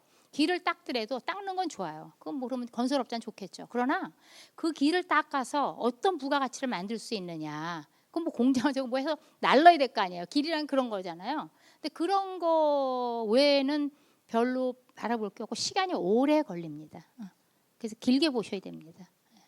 평화는 좋지만. 네, 오늘 마지막으로 한 30분 다 분만 됐어요. 더. 네. 네, 한 분만 더 마지막으로. 네. 여기 네. 뒤에 네. 예, 준비하고 있습니다. 교수님 오늘 마지막으로. 특강 너무 감사합니다. 제가 주유소를 한 30년 하면서 겪었던 것은 제가 보니까 정부 기관 또 공무원들이 너무 많다. 공무원들도 뒤돌아보면은 제살 깎아 먹는 시기거든요. 연금부터 시작해가지고 제가 올해 초에 그 최저임금을 높여놓고 저희 주유소에 노동부에서 조사가 나왔어요. 근데 내가 좀 미쳤다고 내가 노동부 담당자한테 그랬는데 사법경찰들을 노동부에서 1,500명을 올해 뽑는다 하더라고요. 그러면은 우리 자영업자들이 다 범법자가 되는 거예요. 최근 들어서 저희 주유소에 또 3시간 반 동안 국토부 또 시청 또 저희 그 석유관리원 4명이 나와서 3시간 반 동안 또 조사를 하는 거예요. 유가 보조금 본인들이 다 퍼져놓고 그걸 본인들이 관리를 해야지. 왜 저희 주유소 시스템이 요즘 얼마나 잘 됐습니까? 모든 그 자영업자들은 요즘에 범법자로 사업한 사람이 어디 있어요? 그렇죠. 그런데 내가 너무 좀 황당했습니다. 우리 교수님 생각에 공무원들이 너무 많이 버는 거 할 일이 없는 거예요. 그래서 이렇게 자영업자들한테 3시간 4시간씩 조사를 할 수 있는가? 지금 현실적인 당하고 있는 것을 교수님한테 질문한 겁니다. 저는 뭐 전형적인 그 작은 정부를 주장하는 그 효율성을 강조하는 경제학자이기 때문에 동의합니다. 왜냐하면 뭐 우리나라가 작은 정부라 그러는데요. 그 외국이 그 GDP 대비 뭐 이제 정부 지출 비중이 우리보다 높고 그러는데 그게 다 복지 지출 관련한 것들이거든요. 그거 빼고 나면 순수하게 공무원으로 보면 우리나라 적은 나라가 아니에요. 제가 평균치 보여드릴 수 있어요. 예. 뭐 너무 복잡하니까 저는 하여간 뭐 말씀에 동의합니다. 예. 네네. 네. 예. 네. 스웨덴에 아드님이 다니고 계신데요. 스웨덴에 관심이 많으시답니다. 네.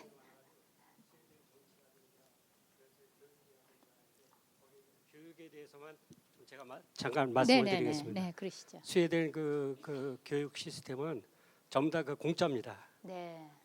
그래가지고 또 그 대학 진학률이 거의 50%밖에 안 돼요. 거기. 그리고 이제 그 아까도 교수님이 얘기했듯이 그 임금 차이가 그렇게 많지가 않기 때문에 그 대학에 그렇게 가려고 그러지 않는단 말이에요. 그래서 학부모들이 부모들이 이 경제적인 그 경제의 그 부담을 그렇게 안 느낀단 말이에요. 우리나라도 좀 그런 식으로 좀 이렇게 좀 바뀌었으면 하는 마음에서 내가 말씀드립니다. 임금 체계 개편이 들어가면 자연스럽게 바뀔 거라고 저는 생각을 하는데 그게 이제 쉽지가 않은 거죠. 엄청난 저항에 이제 부딪히게 되는 거죠. 예, 맞습니다. 정치도 마찬가지인데 스웨덴은 네. 정치도 마찬가지인데. 네, 맞습니다. 예. 한 분? 네, 마지막으로. 네, 진짜 마지막으로. 네. 마이크. 여긴 수준이 높으시네요. 저를 한 수 가르쳐 주시러 오신 것 같아요, 다. 예, 네, 네, 네, 네, 네, 물론 전체 노인 평균이 어떨지 모르겠습니다만 과연 이대로 계속 갈 수 있는 게 하나의 질문이고요. 두 번째, 서울시나 서초구나 모든 것이 요새 홍릉에 있는 바이오 이제 허브로 특화시키고 마곡은 콘텐츠, 양재 특화는 AI를 특화시켜서 기업을 성장시키겠다고 그러는데 경제적으로 봤을 때 요새 AI가 대세단 말이에요. 네. 그래서 지금 굉장히 지금 붐을 일으키는데 네. 경제학자님으로서 AI의 성장률이나 이 경제적으로 봤을 때 AI는 꼭 필요한 건지 앞으로 그로 가야 되는데 과연 우리는 지금 얼마나 준비되어 있는지 그것만 간단히 말씀드립니다. 내가 이러실 줄 알았다니까 여기. 아니 근데 그 AI 이제 용어부터 이제 좀 말씀을 아니요 용어부터 그런데 AI는 이제 우리가 말하는 소위 그 경제학적 용어로 하면 디지털 트랜스포메이션이에요. 그런 그 중에 이제 하나가 분야가 이제 AI이고 그건 갈 분야가 맞고요. 그런 부분에서 우리나라 굉장히 그 탤런트가 있고 훌륭한 나라이긴 한데 그러려면 이제 여러 가지 그 인프라가 같이 가져야 되는데 법이나 뭐 이런 거 그게 지금 잘 안 가고 있어요. 거기에 대표적으로 지금 오늘 개망신법이라는 그 데이터 관련한 법이 따라가 줘야지. 그 지금 중국은 뭐 범죄인 하나 잡는데 한번 쫙 돌리면 안면 인식으로 그냥 잡아내잖아요. 근데 우리는 이제 그런 류에 대해서 개인 정보 이런 것 때문에 못 하고 그런데 그런 부분에 있어서 그 명확히 선을 정부가 해줄 일은 그거 하나하나 들어가서 뭐 해주고 그러는 게 중요한 게 아니고요. 민간이 마음대로 그 부분에 있어서 할 수 있게 해주고 뒤에서 인프라만 깔아주면 되는데 우리는 그 자체도 지금 법으로 막고 있어서 아주 진짜 걱정되고 있습니다. 근데 앞으로 그로 죄다 이제 한번 바뀔 거예요. 이제 옛날에 산업혁명 할 때 바뀌는 그런 류의 그 근본적 변화가 일어나고 거기에 굉장히 잡이 많고 있고요. 살 길도 있어요. 초기에는 잡이 줄어들겠지만 그걸로 인해서 갈 거고 우리 갈 길이 그쪽이라고 저는 생각을 하고 있습니다. 혹시 뭐 여기 자녀들 있으면 그쪽 분야를 적극시키시면 훨씬 좀 나을 겁니다. 아마 지금 잘 나가는 공무원 이런 거 시키지 마시고 그쪽으로 조금 약간 힘들더라도 밀어주시면 그쪽 분야는 아마 저기 무궁무진해요. 저도 어디까지 발전할지 모르겠지만 분명히 갈 분야는 맞습니다. 예. 네, 오늘 열강해 주신 이은실 교수님께 큰 박수 부탁드리겠습니다. 네, 고생하셨습니다.